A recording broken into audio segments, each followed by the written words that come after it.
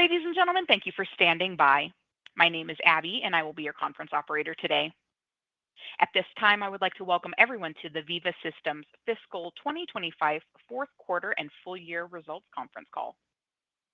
All lines have been placed on mute to prevent any background noise. After the speaker's remarks, there will be a question-and-answer session. If you would like to ask a question during that time, simply press the star key followed by the number 1 on your telephone keypad. If you would like to withdraw your question, press star 1 a second time. Thank you. And I would now like to turn the conference over to Gunnar Hansen, Director of Investor Relations. You may begin. Good afternoon and welcome to Veeva's Fiscal 2025 Fourth Quarter and Full Year Earnings Conference Call for the quarter and fiscal year ended January 31st, 2025. As a reminder, we posted prepared remarks on Veeva's Investor Relations website just after 1 p.m. Pacific today. We hope you have had a chance to read them before the call. Today's call will be used primarily for Q&A. With me today for Q&A are Peter Gassner, our Chief Executive Officer, Paul Shawah, EVP Strategy, and Brian Van Wagner, our Chief Financial Officer. During this call, we may make forward-looking statements regarding trends, our strategies, and the anticipated performance of the business, including guidance regarding future financial results. These forward-looking statements will be based on our current views and expectations and are subject to various risks and uncertainties. Our actual results may differ materially. Please refer to the risks listed in our earnings release and the risk factors included in our most recent filing on Form 10-Q. Forward-looking statements made during the call are being made as of today, March 5th, 2025, based on the facts available to us today.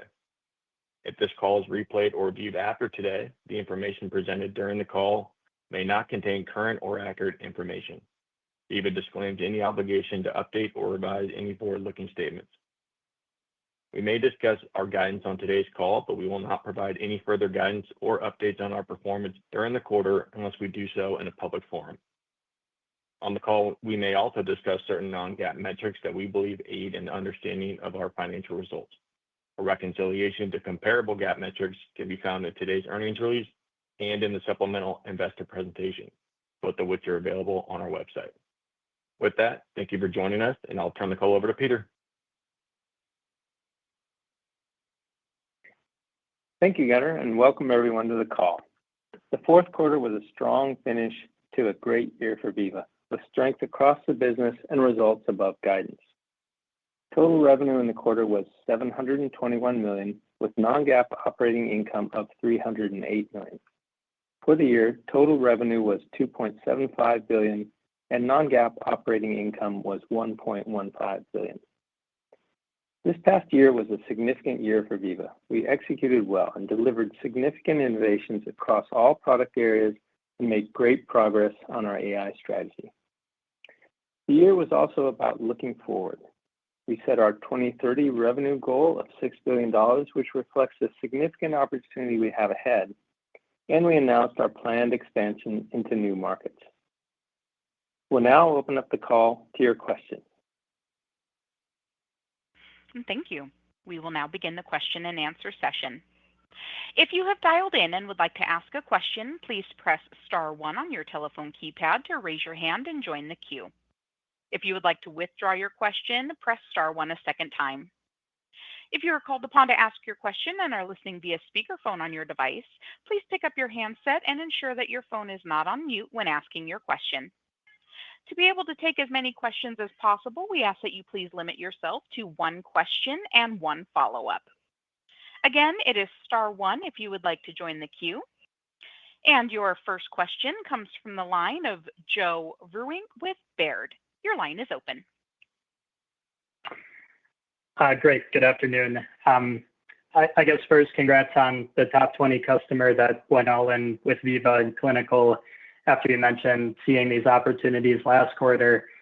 I wanted to ask, I think there's maybe a trend in the large pharma community to perhaps reduce procurement risk and consolidate around strategic vendors. Is that part of why these opportunities are now arising? And how do you generally think about large strategic transactions like this when thinking about what you might see in the upcoming year? Hi, Joe. This is Peter. I'll take that one. I think this is really about, for this particular customer, this is really about speed.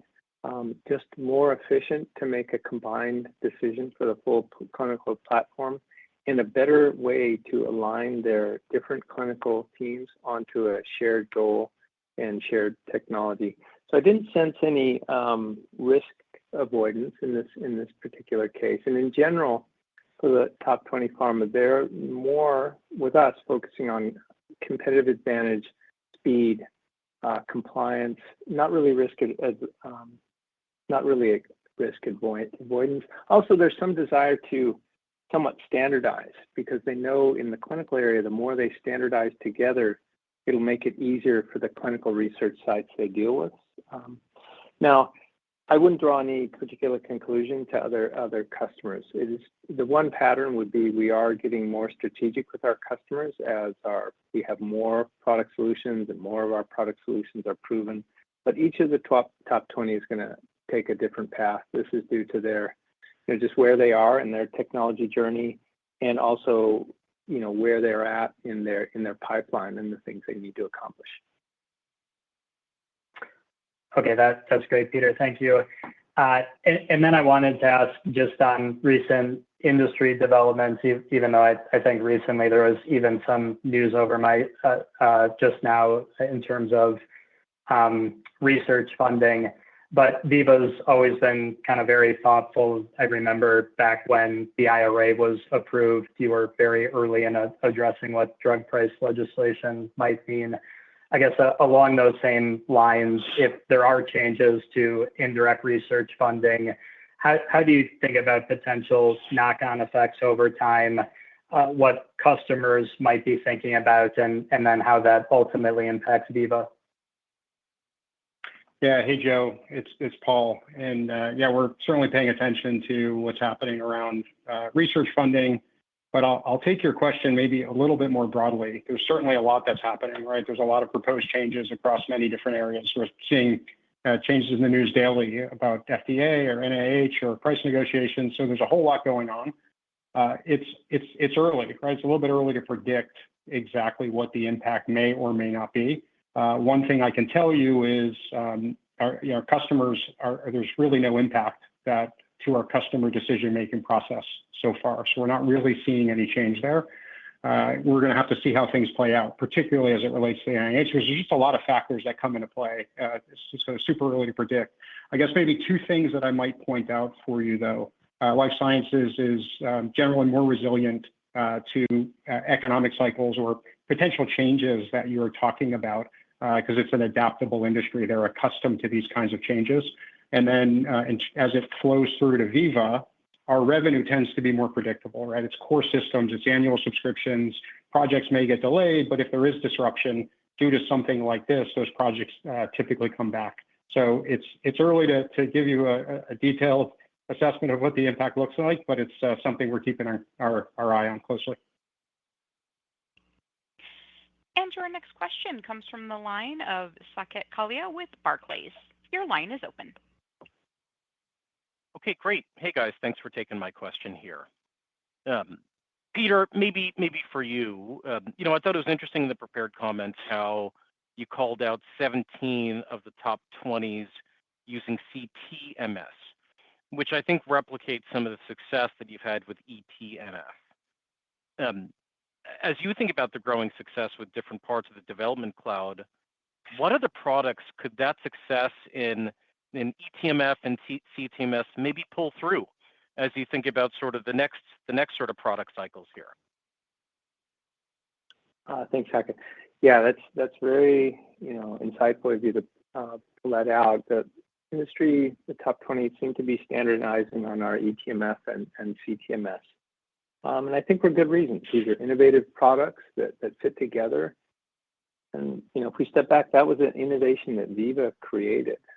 These systems never got together before Veeva. There was a document system way over someplace else and a transactional system someplace else. The Veeva Vault platform enabled this transition. And I was there in the beginning when people sort of called us heretics, right? These things don't, you cannot put peanut butter and jelly together. It's not going to be good, right? but now it obviously enables this seamless flow. So they are standardizing on that, and we have to keep up the good work and the customer success. We can't rest on our laurels or at all, and we're not so far. But your question is, what can it lead to?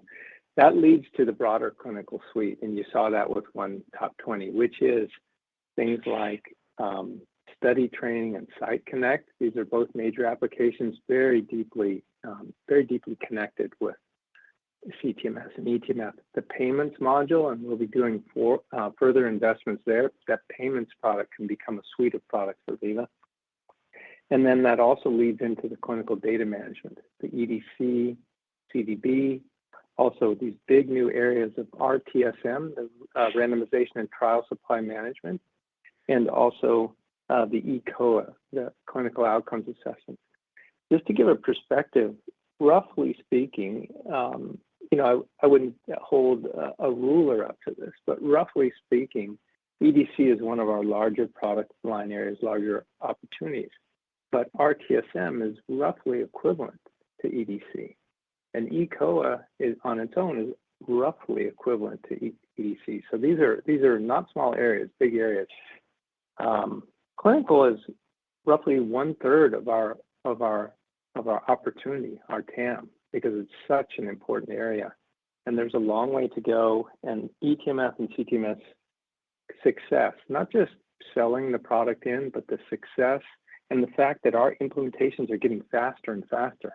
Our implementations now are faster than they were before. And that's really what people are looking often to Veeva. And I know I'm going a little long on this, but it's such an insightful question. Sometimes the question is, I'm going to go to Veeva, but how can I get there the fastest and the most economically and the most accurately? And we're much better at that than we were 2 or 3 or 4 years ago.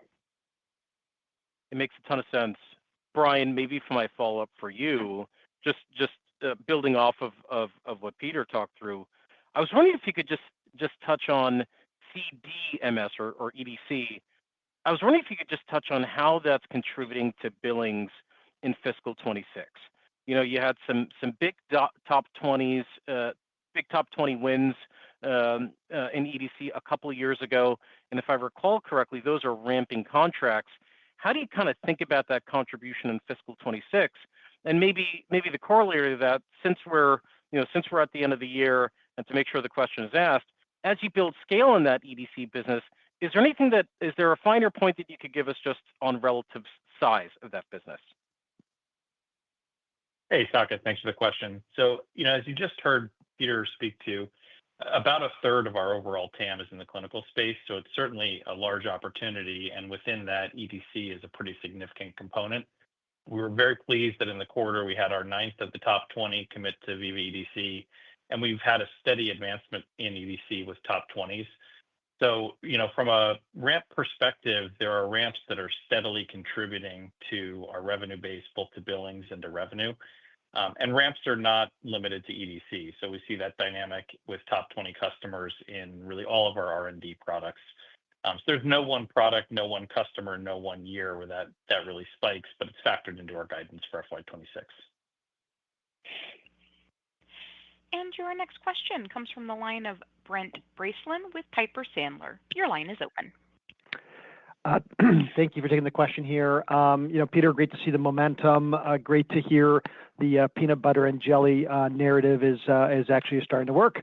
I wanted to drill down into Data Cloud. You really brought up the point in the prepared remarks that Compass represents the biggest single data opportunity for you. You got over 100 brands here. I think a year ago, 9 months ago, you talked about your first 7-figure customer. What's the momentum you're seeing on the expand side? Are you seeing larger 7-figure deals? I ask because obviously a lot of those Compass customers can start small, but would love to get any color you had on larger transactions, any sort of expansion opportunities you're seeing. Thanks. Yeah. For Compass, and if I go up one level to Data Cloud, I think that's probably the biggest change I've seen in the last 6 months in terms of tone, is more interest in Data Cloud overall. Now, that doesn't translate into deals or revenue right away, but we've organized internally a little bit more around data cloud, that's Compass, that's Open Data, that's Link, and that's Pulse, a new product we just announced. So I think that we're getting that vision out there, and I think that's starting to resonate. That's like going back to eTMF and CTMS back in 2018. That's sort of the way I feel that people are starting to get the glimmer of, oh, okay, that might really work. Now, in terms of Compass, most of our progress in Compass is we have two main products there, the Compass Patient and the Compass Prescriber. Most of our progress in revenue in our earlier product is in the Compass Patient. And no, we haven't seen really a trend to ELAs yet. We're still on the brand by brand. I think that trend to ELAs, large enterprise ELAs, we might be a year or so out for that, but the trend is kind of escapable. I also think I'm very excited about bringing this value of data cloud into the smaller market, companies of under 50 employees, because when you think about it, they critically need data. They have to decide, are they going to run this clinical trial? Which indication are they going after? How are they going to do this? What's the patient pathway? And they really don't have a good source of that data. So I want to make something great for these small companies, really great, really easy, integrated patient and prescriber data. I think we can really help boost the life sciences industry around that. So as you can tell, I really think we've got something in data cloud, but the adoption is early. Color there.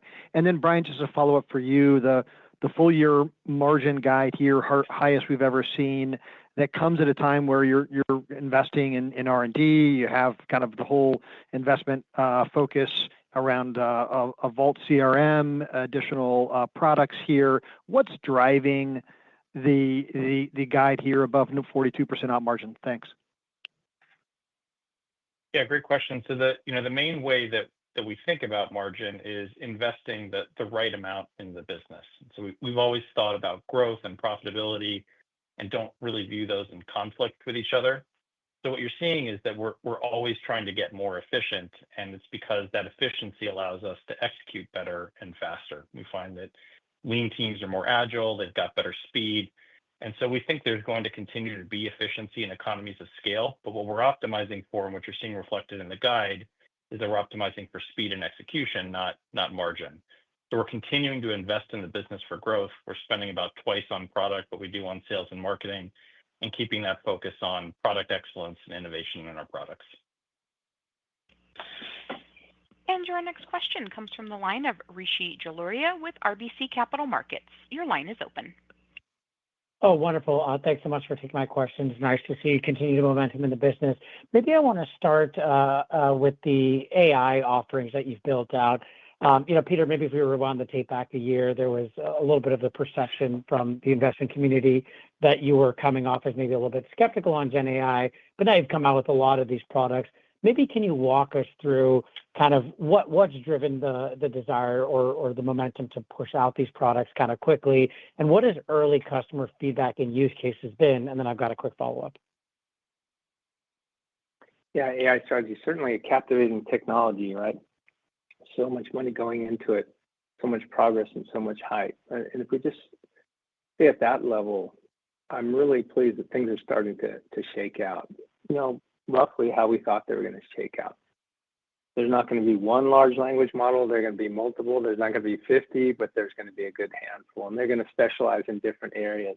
And, it's not so unstable anymore where you wake up and, everything changes, right? DeepSeek came out.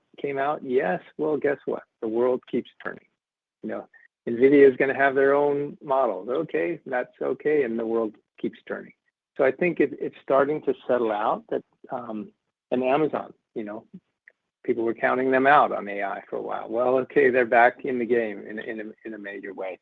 So it's settling out that these core large language models are going to be at the platform level, and a lot of core value, and that's super valuable, right? That's not where companies like Veeva play at that core infrastructure level. It's very valuable, but there's a lot of great value on the specific use cases on top that can be used in the workflow. So that's what we're doing now, focusing on our AI solutions. We have our TMF bot to classify documents. That was a very early sort of experiment. Now with CRM voice control that we'll be bringing out this year, and also CRM bot and the MLR bot to medical, legal, regulatory review. And we have quite a few others in the plan too. We don't know exactly which ones we'll bring out when, but we're putting more investment in AI solutions. We centralized the group around that so we can have a strong leader there and develop more core competency around AI. And I think our timing is just right because the base of the technology is now stable enough. And while that base was getting stable, instead of running around and hyping things, we were focusing on things like EDC and TMF, et cetera. So I'm pretty happy with how things are playing out with AI. All right, wonderful. That's really helpful, Peter. Thanks. And then maybe wanted to get a sense. I know it's still really early, but at the analyst day prior to the last quarter, you did talk about this potential move or planned move into horizontal apps. Now that we've got 3 or 4 months under our belt, and you've been talking to your existing customer base, I imagine your engineering team. Just how have those discussions shaked out? Where have you seen where there's opportunity for you in the market? Anything that you're willing to share would be really helpful right now. Thanks. Yeah, I'll start with our existing customers. They have asked a little bit, what will we do in new markets, but not so much because they know we have a dedicated, almost everybody in the company is on life sciences. So they really think of Veeva in life sciences and are more curious than anything else. What will we come out with? And then in terms of the product areas, we're just doing a lot of great work on the platform. It's a really lean, really great team, very close to me, right? It has a good leader there. I'm having so much fun, reviewing the individual engineers that grow into that group and making sure we got the special sauce of the right 7 people, the right 12 people doing what in what order. So I'm really enjoying that. And we're focused on innovation in that platform. If you look at the application tech platforms, and that's something I've known about all the way back from PeopleSoft, Salesforce, et cetera, most of the cloud application platforms now are really, version 1. And, maybe there's a need for a version 2 type of thing. Maybe or maybe not, right? That's the risk we're taking, that we think there's a version 2 type of thing that can come out. That's where we're focused, and we don't have anything to announce at this time about which application area we're going into. And your next question comes from the line of Ken Wong with Oppenheimer. Your line is open. Great. Thanks for taking my question. Peter, good to see the momentum on the EDC side with another all-in customer. Just wanted to circle up on just the competitive landscape there. You had a competitor call out a potential win back. Are you guys sensing any changes in the customer conviction for EDC, CDMS? Any color there would be great. Yeah, in terms of the competition there, in the clinical, there would be metadata and Oracle in the EDC area, not so much in the clinical operations area. I think increasingly people, they do want an integrated system between clinical operations and clinical data management or the EDC area. I think that gives us a bit of a structural advantage over our competitors. We have 9 out of the top 20 doing EDC now, and about half came from, there was Oracle and metadata, about half came from each. So, but we're trying not to focus on that a lot, right? We really need to focus on the value. Sometimes I look at all the clinical trials that are running on our platforms and some of the really innovative companies that are growing so much and doing so many clinical trials. That's where our focus is. How can we make that even more efficient? And then, looking towards 2030, we reset our goals, as you know, as a company, from 2025 goals to 2030 goals, and really starting to think about if we would, have most of the market in the EDC one day, what kind of innovation can we do to put on top of that to really, really fundamentally change clinical trials? So our focus is not on the competitor. It's on us doing a great job, capturing the remaining part of that market share, but then already thinking ahead, what amazing innovation can we put on top of that once we've standardized this core EDC a little bit more? Got it. And Brian, just a quick question on cash flow guidance. It looked a little light relative to the billings growth. I think we were calculating about 8% growth on cash flow versus you got 10% on billings and some slight margin expansion. Any one-time items or some working capital movements that we should be aware of there? Hey, Ken. Yeah, the main thing there, we see a pretty standard relationship between our operating margins and operating cash flow. The main two differences, obviously, are taxes and then SBC, stock-based comp. The one-time difference we had last year is we had about a $50 million impact of collections pushing from the prior year. So what you're really seeing is just a harder year-over-year compare rather than anything else. And your next question comes from the line of Brian Peterson with Raymond James. Your line is open. Thanks, guys. Congrats on the solid billings. It definitely sounds like it's peanut butter jelly time, but I'll keep it to one. Paul, the prepared remarks referenced some expected Vault CRM commitments from top 20 customers in 2025. I'm curious, how have the decision timelines gone versus your initial expectations? And would you expect 2025 to maybe be a bigger year or 2026? Any color there? Thanks, guys. Yes, sure, Brian. So first, it's going along exactly as we expected, right? We're not forcing customers and doing anything unnatural and to force customers into a specific timeline. We want to do this in a very customer-friendly way. Having said that, we're in discussions with all of top 20, and we're progressing them every month, every week that goes by. We progress those conversations. There's a lot that they're excited about. Everything from our delivery, our consistent execution, the migration progress that we've made. So there's a lot of really good momentum. Also, the roadmap of our products, the innovation roadmap, everything that we're doing. So the conversations are going very, very well. What we wanted to happen on the customer's timeframe. And having said that, we expect more announcements in 2025. And I expect the vast majority of decisions, particularly in top 20, will happen by the end of 2026. So that's how to think about it. We're not forcing anything, but we're excited, and we're excited that the momentum's in our direction, and we'll win most of the decisions. We still expect to win the vast majority.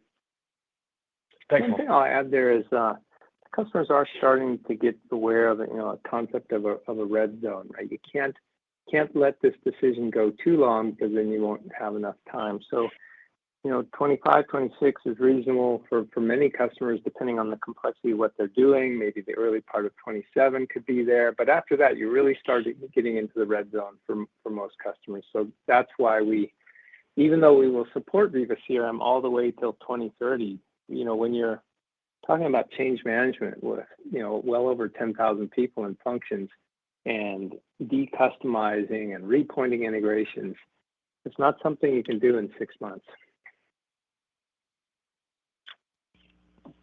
And your next question comes from the line of Dylan Becker with William Blair. Your line is open. Hey, gentlemen. Paul, maybe pulling on that thread on the CRM front, you kind of touched on the accelerated innovation cadence, right? We've seen a number of new product releases within the CRM suite. I'm wondering how much that is kind of driving this appetite and interest, obviously, in the platform as well, too, with there's clarity kind of on the product roadmap, how that's helping kind of give confidence in this decisioning cadence maybe over the next 2 years or so. Yeah.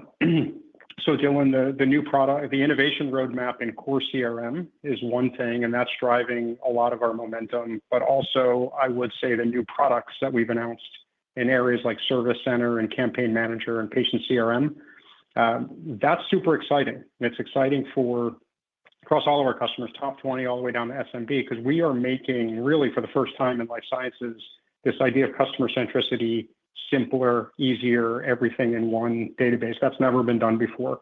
So there is a sense of we have a clear vision. Our customers see a path to getting there, and they see Vault CRM as the foundation to making that happen. So that's not the only part of the decision-making process, but it's a key thing, and and we're bringing this customer centricity to life. So we're excited about the new potential there. And then, of course, it unlocks potential for these new markets, right? New expansion opportunities to sell additional products as customers migrate over. Okay, that's helpful, Paul. Thank you. Maybe for Peter and or Brian here too, going back to the topic of AI as well too. You announced the Direct Data API and kind of the value of interoperability. Wondering if you're seeing any kind of accelerated momentum around kind of being able to build on top of the accessibility of your data sets, and maybe if that's the view externally, how you're leaning into kind of internal utilization too, if we think about kind of some of the margin strength you're delivering throughout the business. Thanks, guys. Let's see. In terms of the margin, Brian, I'll leave that one to you.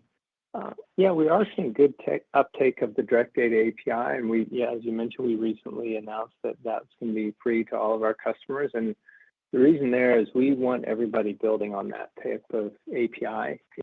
It's just a much better, faster API for many use cases, and we found a way to do it where it was not going to consume as many compute resources as we thought it was. So we're pretty excited about that. We're using it internally, for example, for connecting different parts of our clinical suite, different parts of our safety suite together, and our partners are starting to do it. We have more than 10 customers that are already doing it. Some of them are large customers. It takes some time because it's a different paradigm for integration. People have been using a hammer for a long time, and now you're giving them a jackhammer, and they got to learn how to use it.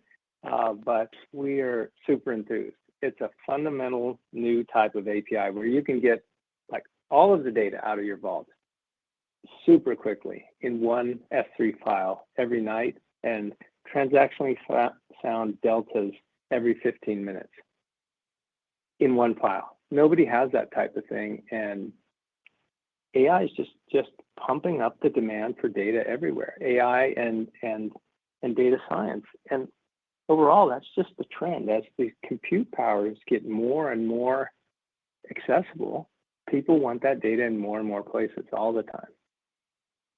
So I'm really enthused about what we're doing for the life sciences industry, because many of their core systems are Veeva, and now their core systems are going to be enabled with this fundamental new fundamental new API that's going to allow them to leverage their core data faster than any other industry. So hopefully we're doing our part to help the life sciences industry grow, and that'll be good for Veeva.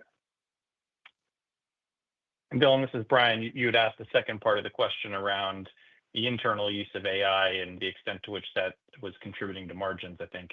And I think the short answer there is it's an area that we're really excited about internally as well. We're building strategies around, but it's not a major contributor to the margin expansion that we saw in Q4 or in the coming year. So it's something we're looking into. We're building strategies around. It's not something we're counting on, though, to deliver on this year's guidance. And your next question comes from the line of Stan Berenshteyn with Wells Fargo Securities. Your line is open. Hi, thanks for taking my questions. I want to go back to the prepared remarks. I believe you called out positive momentum in a variety of products, including Site Connect, Study Startup, RTSM, eCOA. Now, to me, that seems that these are precisely the products that a customer would want to buy if they were ramping in EDC. So my question is, are these add-ons being sold in parallel to when you're selling EDC, or are these opportunities kind of emerging once these clients are starting to ramp their EDC, and therefore, is there more to come in that regard? Thanks. Yeah, I'll take that one. In general, I wouldn't say connected to EDC. EDC is kind of is in some ways a special area of a life science company. It's pretty specific, pretty standalone. But if you look at Site Connect, Study Training, eCOA, RTSM, those come when a customer makes more of an emotional commitment on two things. One, hey, we're going to invest in modernizing our clinical tech, because sometimes they may not want to do that. Sometimes they want to have it, hey, status quo, we've got other things going on. We don't want to move one thing because it might break another thing. But so they may be in that mode, or they may be, hey, I'm going to invest in our clinical tech. The other one would be, we've decided Veeva is a very strategic partner. Maybe we're not buying all things at once like that one customer did, but we've decided, well, that's where we're going. So when we do modernize, we'll get Veeva. So those two trends, more than any type of EDC attachment, is what's causing those other products to move. Got it. And then a quick follow-up on the top 20 announcement. I'm just curious, how long will it take for this to fully ramp in revenue? And can you ballpark the size of this contract once it's fully ramped? Thank you. Yeah, I won't ballpark the size of that contract. It's certainly a large deal, but I think it's not. There's only 20 top 20s, and I wouldn't want to ballpark anything there. In terms of the full ramp, this would be one of our longer ramps because there's a lot of things in there. So you could consider this in the area of 5 years or so. And your next question comes from the line of David Windley with Jefferies. Your line is open. Hi, thanks for taking my question. Perhaps a good segue from the last one. Peter, we recently surveyed clinical development folks about their tech stack, and they said they're very fragmented today and would desperately like to move to an integrated solution, which is, I'm sure, music to your ears. I'm wondering in your answer about this all-in client and speed being a driving factor. Is that speed to get to full implementation, or is that efficiency and speed of their organization once they are fully implemented on a more integrated system like yours? And then part B of the question would be, to what degree can you measure and use that as your selling point, how you're enhancing the efficiency of your clients when they do move to an integrated technology stack like yours? On to that first question, really what I was referring there is to speed of getting to value. So, for example, there's quite a few products they purchased together. Now, what it could have been instead, and in a very quick, not very quick, but over a set of months, really looking at, hey, we would like an integrated system. Who is the partner we can depend on? Who has these things? Who has a track record of success? Okay, that's Veeva. Let's go that way. And that was driven from a high level of the organization, not from within one of the sub-departments. If the customer doesn't go that way, there might be an 18-month sales cycle for each of those applications in each of those departments with a different start date, with independent projects planned and temporary integrations. So you double your speed of evaluation and implementation when you go all at once. So that's the main thing that I was referring to, speed to value and cost, right? Eliminate these RFPs, these 7 RFPs. Don't do that. Go with Veeva. Make it easy. Now, in terms of quantifying, the value when they get in there, that's something that is not so easy because different customers measure value differently. Generally, what people do is they will ask for references. They will ask each other, hey, we're thinking of using Veeva. Hey, I know this person at that other company is using Veeva, and I'll ask them, hey, how's it going? Do they like it? Are they getting what they expect? So it's really that. And I think those are actually more accurate because those are leading indicators versus depending on a lagging measurement and did you measure it correctly? So for better or for worse, that's how that usually goes. Got it. A quick follow-up on Compass. You in the past have used what I think are the magic words of compensation grade data. Where would you say you are in terms of validating at that level a compensation grade data set that could begin to displace the competitor at that important level of consideration? Thanks. Yeah, compensation, incentive compensation grade. Sometimes we shorten it to IC, incentive compensation grade data. There's a few things. Our two main products in Compass are patient and prescriber, patient data and prescriber data. For some types of products, they really, because of the complexity of the products, they're really paying on the individual patient data. So it's sometimes done with our patient data today. For the prescriber data, which is a more common way they'll pay on incentive comp, we're early in that cycle. We don't have anybody today using our prescriber data for incentive comp. I would say, next year at this time we will, but that's a pattern where they will view that over time. Hey, how is Veeva's projections on this month, on that month? How do they line up with what we're doing? Do we see stability and consistency? So that will take some time. But in the meantime, for prescriber, there's another great use for it, which is segmentation and targeting at the prescriber level. And sometimes there, we're going to have better coverage than our competitors. So it's a long, long road for Compass, but we're definitely starting down that path. So we'll see how it goes. And your next question. I guess one thing I could tell you is we're not giving up on it. That's for sure, right? It's just a matter of how long it's going to take. And your next question comes from the line of Kirk Mattern with Evercore ISI. Your line is open. Yeah, thanks, and congrats on a nice fourth quarter. I don't know if this is for Peter or Paul, but I was wondering if you guys could just talk about, any potential risk in terms of the amount of consultants needed to help your clients move on to Vault CRM, or what that dynamic looks like in the industry right now. As I know, as everybody's making a decision around this, they obviously need help, making this transition. How do you feel about sort of the bandwidth being there to help them, get over from the other system onto Vault CRM? Yeah, that's a good question. For Veeva, right, we have our products, our software products, our data products. We also have our services team, and we have our consulting team. And then we have a network of partners. One thing to know about Veeva, and it gets to core to who we are, we don't rampantly hire up people in services in the boom times and then let people go in the bust times.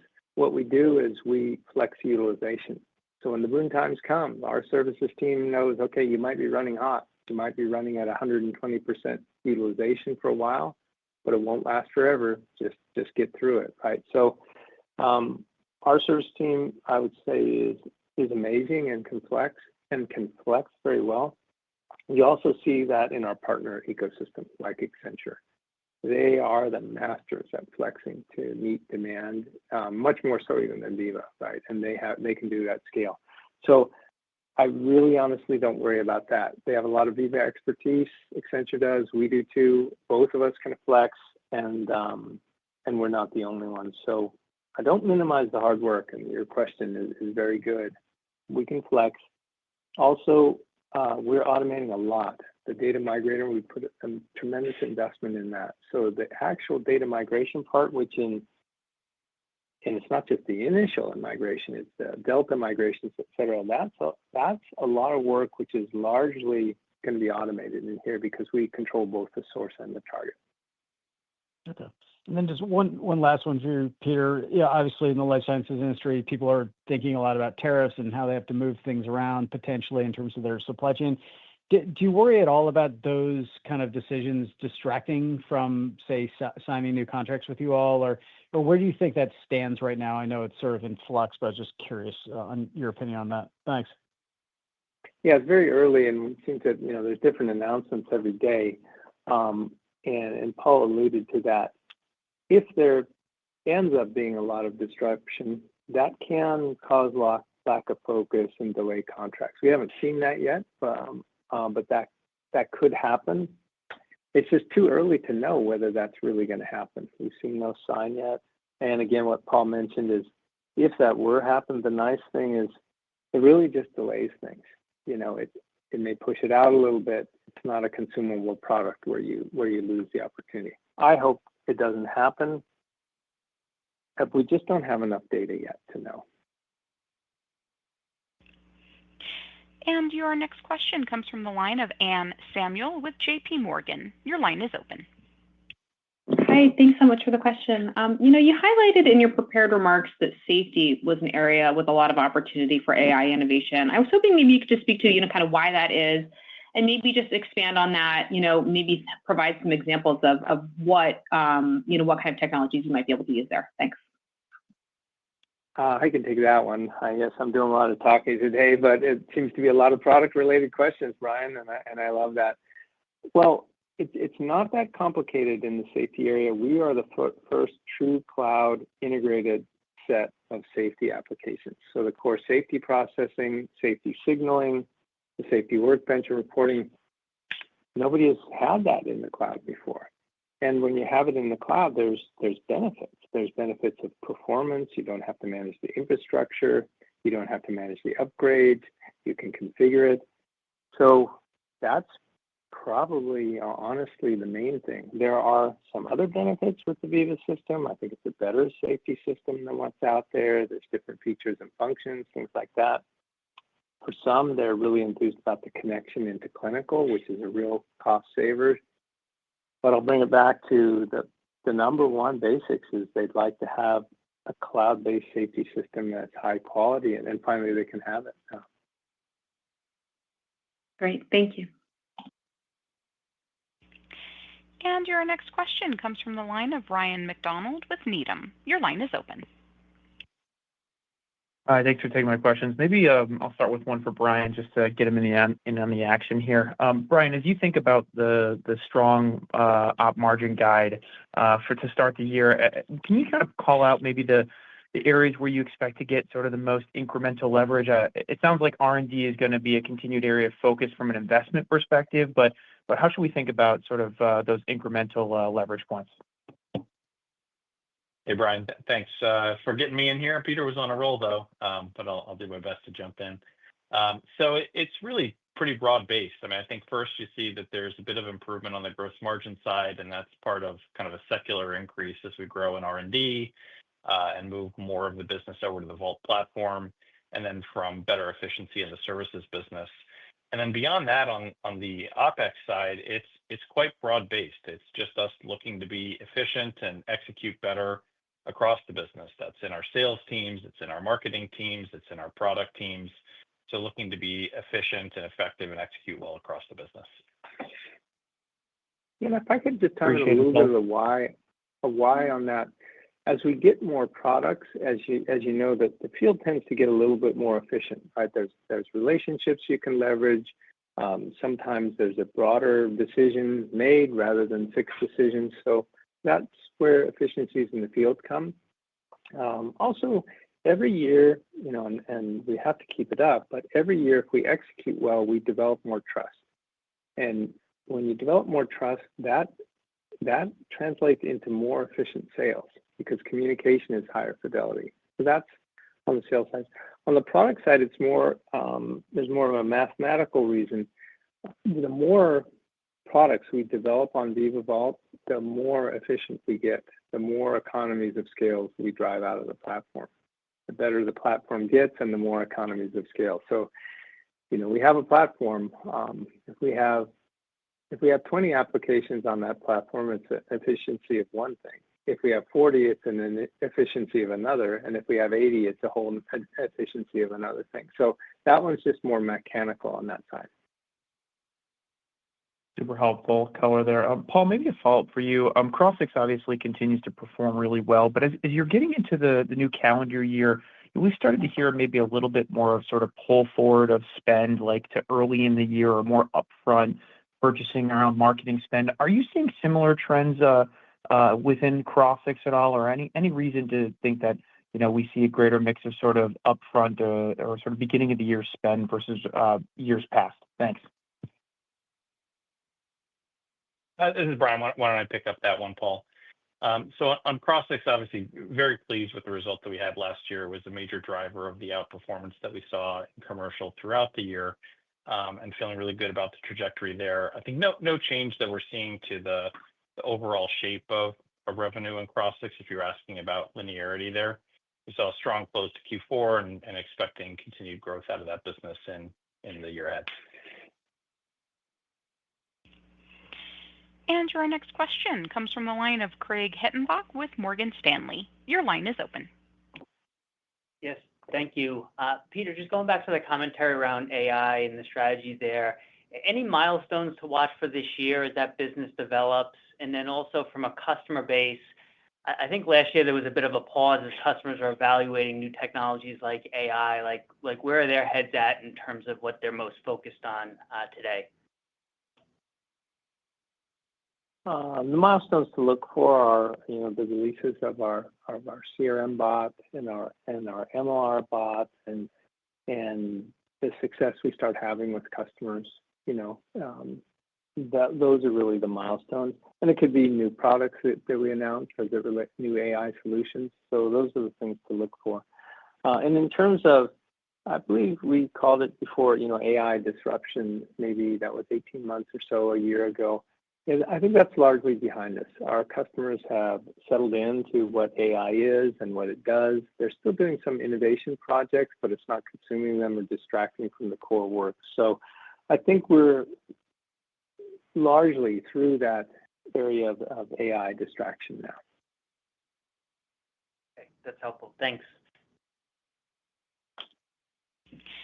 And your next question comes from the line of Gabriela Borges with Goldman Sachs.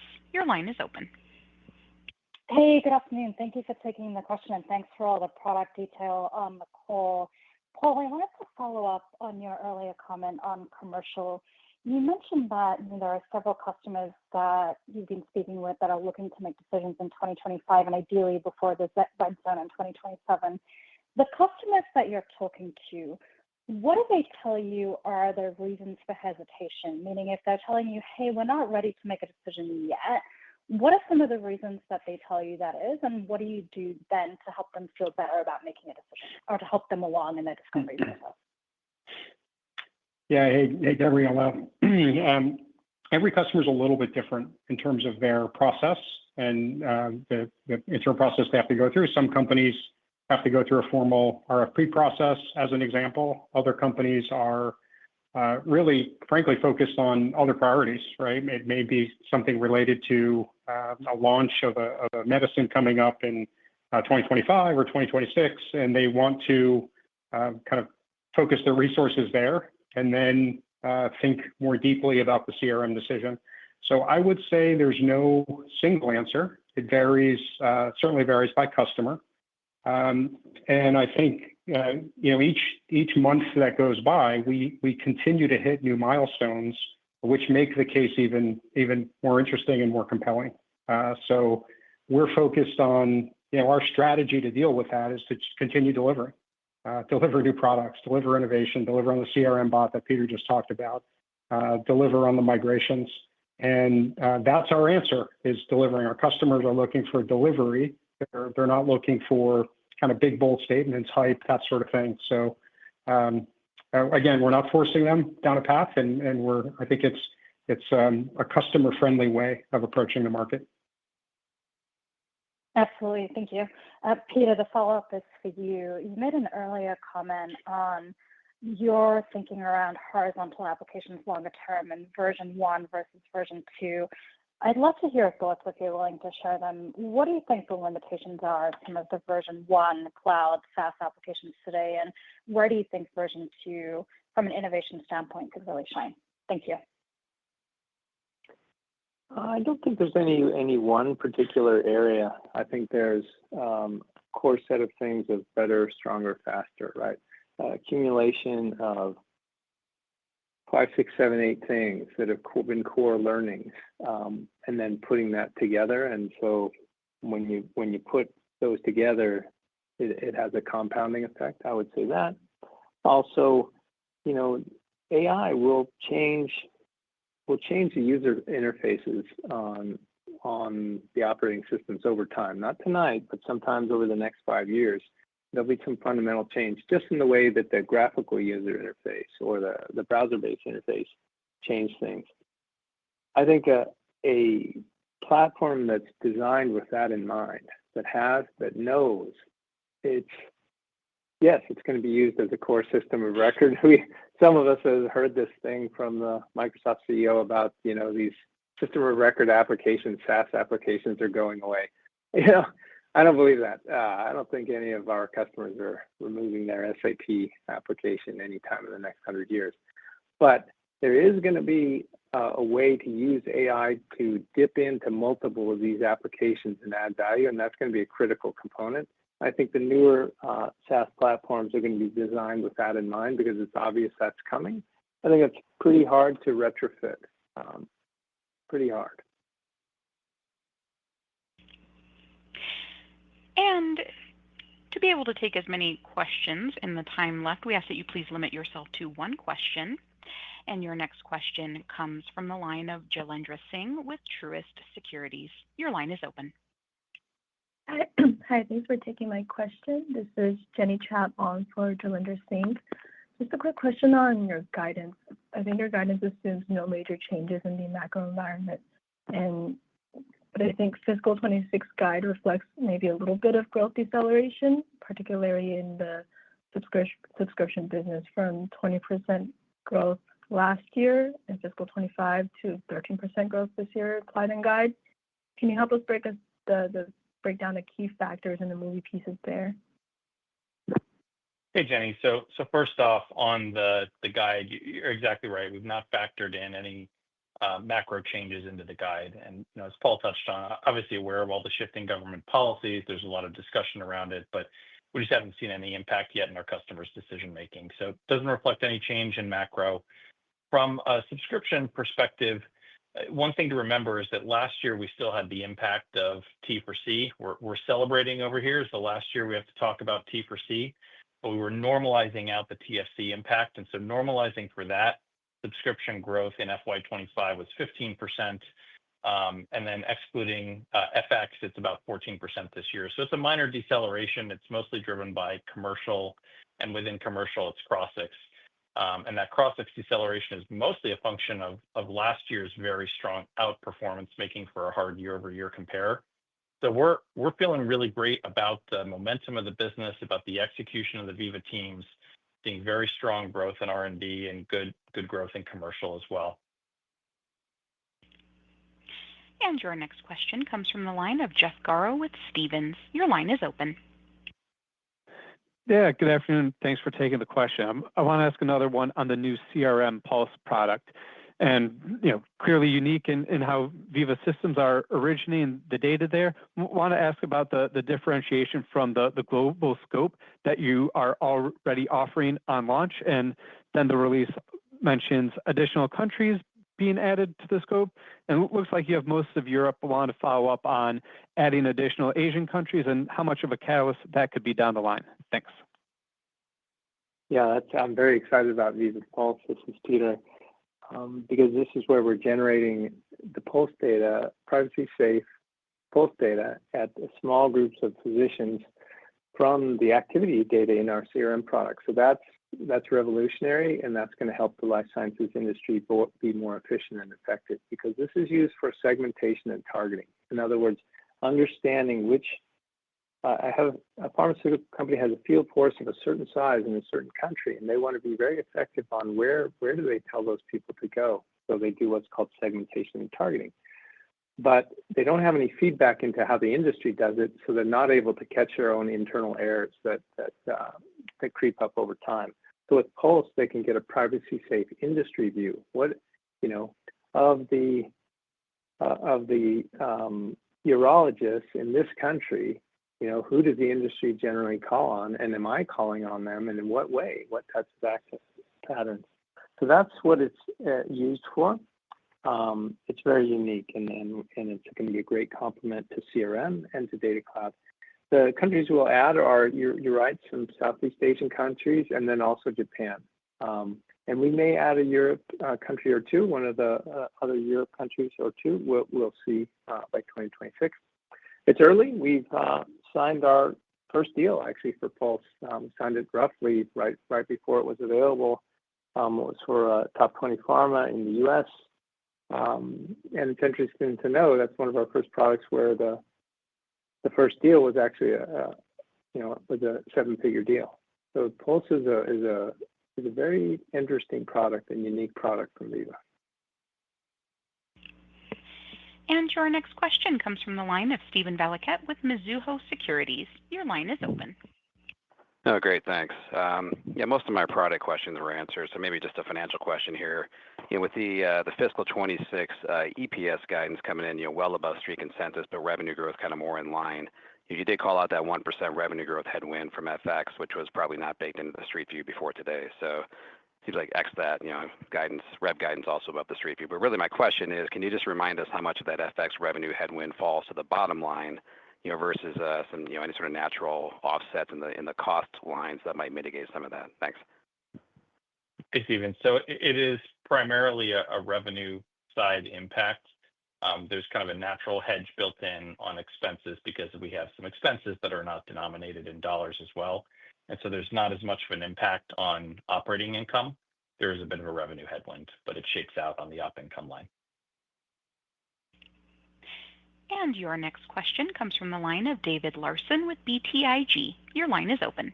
Did I see in the prepared remarks that you won 20 Vault CRM clients in the quarter? And I think that's up a lot. It was like 5, 14, and 13. Just any color there would be very helpful. Thank you. Yeah, David, that's in fact right. 20 Vault CRM new customers. And think of most of these companies as, first, the vast majority of them in the US market, a small number in Europe. And then most of them small, mid-sized companies, the vast majority selecting their first CRM system. So they're betting they want to launch. They may be starting in the medical area, moving into the commercial space, getting ready for their launch, and they want something that's proven and the best solution. And we're winning virtually all of those deals. So yeah, we did well there. That's a chunky number. It's an unusually high number, but we're virtually winning every one of those.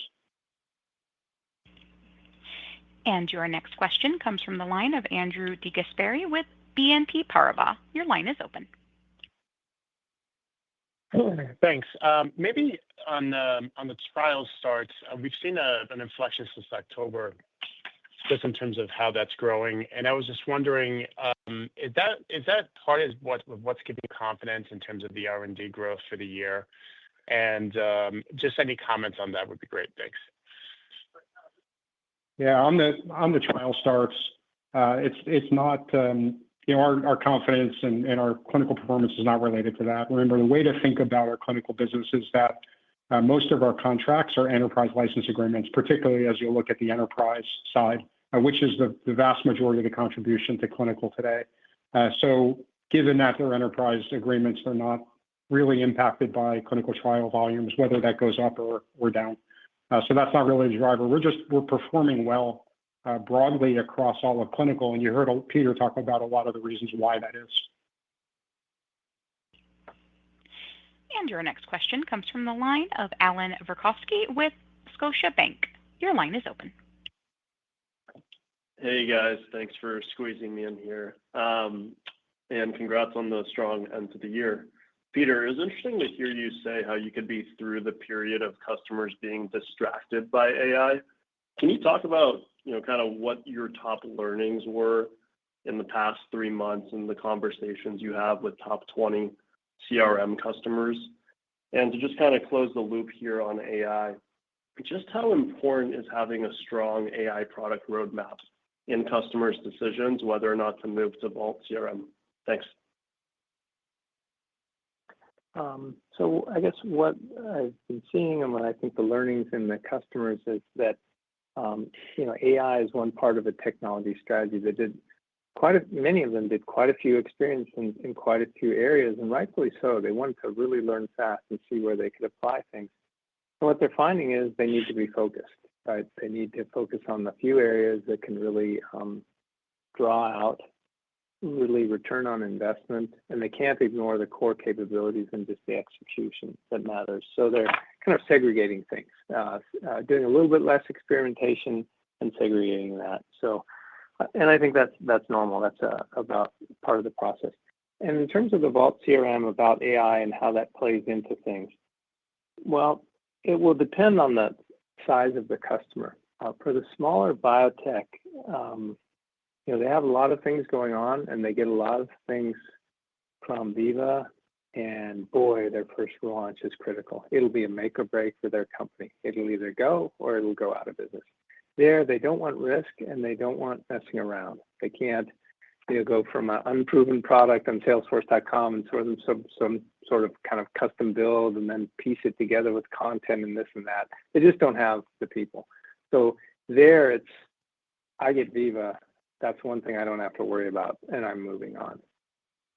In the larger customers, that's where I would think, a couple things. AI is certainly a big part of it. And what we believe is, for the case for Veeva CRM is there's two things. One, Salesforce.com doesn't have a product yet. So you're really signing up for sort of a custom build, which takes a long time and a certain IT skill set. Most customers don't want that. Some customers do, but most customers don't want that. And then the second, it turns out Veeva is the fastest path to AI that you can use in CRM because it has to be done in the workflow of what you're doing. This is not some generic AI. This is AI for pre-call planning, for compliance, for how to, for the things that a pharmaceutical rep does in a compliant way based on the data sources that are needed in CRM. So Veeva is the fastest path to AI. And so I think that's why Veeva, Vault CRM is appealing. And your next question comes from the line of Charles Rhyee with TD Cowen. Your line is open. Yeah, thanks for taking the question. Peter, I wanted to follow up, I think it was David's question earlier, maybe ask it in a slightly different way. Obviously in the last year plus, we've seen many large pharma companies, undertake significant restructurings of their development processes and in many cases taking more of those capabilities in-house and moving to more of a functional FSP model of development, which certainly should give them greater control and gain efficiency through standardization. Has this been maybe part of the drive, a driver of growth for Development Cloud, or maybe it's the reverse? Finally, having something like Development Cloud available to them allows them to start this process, take more in-house, whereas in the past, maybe the efficiencies weren't there for them, and so they kind of maintain these more broader CRO relationships and really outsourcing development. Yeah, I think in an interesting way, I think the Veeva Development Cloud has played a small part in the move from the large pharma to do more functional outsourcing rather than full service because they're able to get a bit more efficiency and have an integrated tech stack. So they want to take advantage of that. Now, that doesn't apply to many small biotechs, right? They need the speed and they use CROs and they want the tech and the process and everything all together. So I think it's, in general, I wouldn't say it's driving the large percentage of the Veeva Development Cloud, uptake, but it's helping a little bit, and Development Cloud is contributing to the functional outsourcing a little bit versus the full service. And your final question comes from the line of Peter Griffith with Citi. Your line is open. Hey, it's Pierre on the line here for Tyler Radke. Congrats on the great quarter. So EDC has been really strong here over the past few years, and it still seems like there's a good opportunity for attach rates in clinical. I believe you touched on a bit, but I'd like to get some detail on what products you usually see customers choosing to adopt in the clinical suite after choosing EDC. Just trying to understand if there's a typical pathway for product adoption or if it varies by customer. Thanks. It is going to vary by customer. Oftentimes our EDC and our CDB, our clinical database, they go together. Then I think, the typical things after that would be, they start looking at eCOA a little bit more. I think it would be relatively unusual for a customer to go with our eCOA before our EDC because our eCOA it started much later than our EDC and it's not as mature. And those two departments are highly close to each other, the eCOA and the EDC. So I think EDC success will be a good indicator of eCOA success. And I don't think it influences the other ones too much, really. I think those are independent groups when you look at RTSM, study training, Site Connect payments, those are more influenced by the eTMF and CTMS. And ladies and gentlemen, that concludes our question and answer session. I will now turn the conference back over to Mr. Peter Gassner for closing remarks. Thank you, everyone, for joining the call today, and thank you to our customers for your trust and partnership. And thanks to the Veeva team for your outstanding work in the quarter and year. You're the best, and I love working with you. Thank you.